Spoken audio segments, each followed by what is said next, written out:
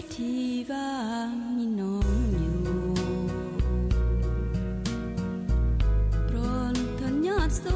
โปรดจงจำใจจงตัดความหาให้หักกินซื้อของน้องจากใจอย่าห่วงอะไรห่วงใยสัมพันธ์เมื่อเฮาสองคนฝันคนละอย่าง